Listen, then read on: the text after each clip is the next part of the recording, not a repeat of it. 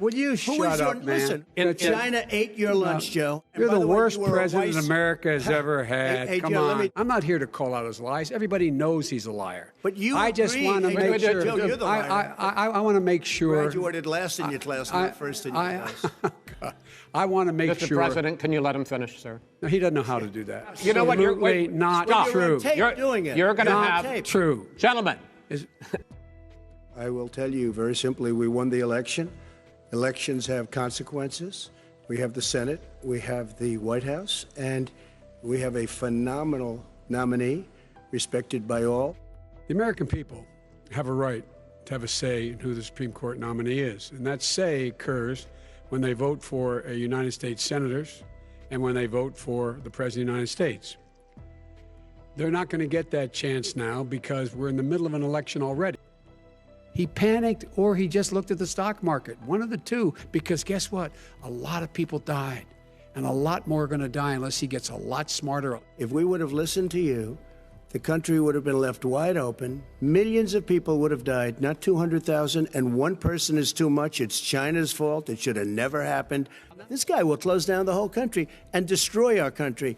Our country is coming back incredibly well, setting records as it does it. We don't need somebody to come in and say, let's shut it down. We handed him a booming economy. He blew it. We have ended this segment. We're going to move on to the second segment. That was really a productive segment, wasn't it? Keep yapping, man. The people understand, Joe. They sure 47 years you've done nothing. They understand. All right.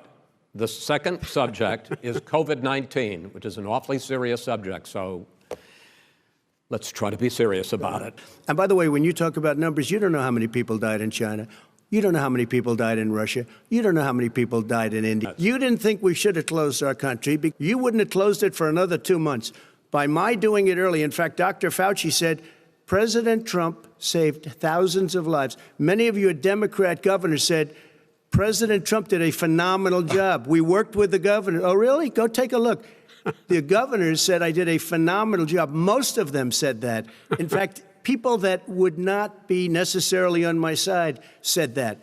President Trump did a phenomenal job. We did. We got the gowns. We got the masks. We made the ventilators. You wouldn't have made ventilators. And now we're weeks away from a vaccine.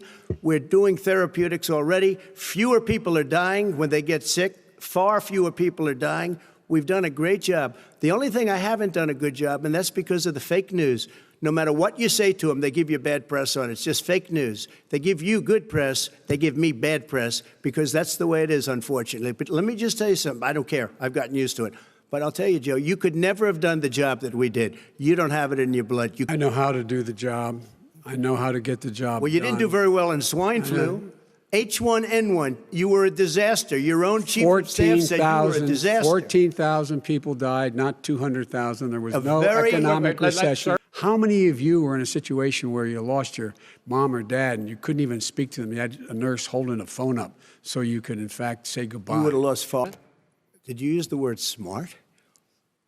So you said you went to Delaware State, but you forgot the name of your college. You graduated either the lowest or almost the lowest in your class. Don't ever use the word smart with me. Don't ever use that word. Oh, give me a break. Because you know what? There's nothing smart about you, Joe. 47 years, you've done nothing. Let's have this mask make a big difference. His own head of the CDC said if we just wore masks between now, if everybody wore masks in social distance between now and January, we'd probably save up to 100,000 lives. It matters. Even affected the way that you have campaigned. President Trump, you're holding large rallies with crowds packed together, thousands of people. Outside. Outside, yes, sir, agreed. Vice President Biden, you are holding much smaller events with... Because nobody will show up. People with... Well, it's true. Nobody shows up to his rallies. All right. In any case, why you holding the big rallies? Why you not? You go first, sir. Because people want to hear what I have to say. I mean, but are you not worried about it spreading as a president, and I'll have 35,000 people show up at airports. We use airports. Are you not worried about the disease We have a lot of issues, people. sir? Well, so far, we have had no problem whatsoever. It's outside. That's a big difference, according to the experts.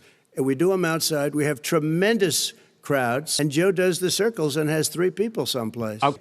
He's not worried about you. He's not worried about the people out there breathing in one another. He's been totally irresponsible the way in which he has handled the social distancing and people wearing masks, basically encourage them not to.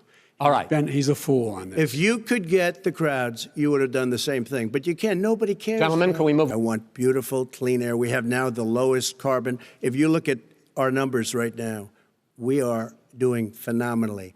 But I haven't destroyed our businesses. If you look at the Paris Accord, it was a disaster from our standpoint. And people are actually very happy about what's going on.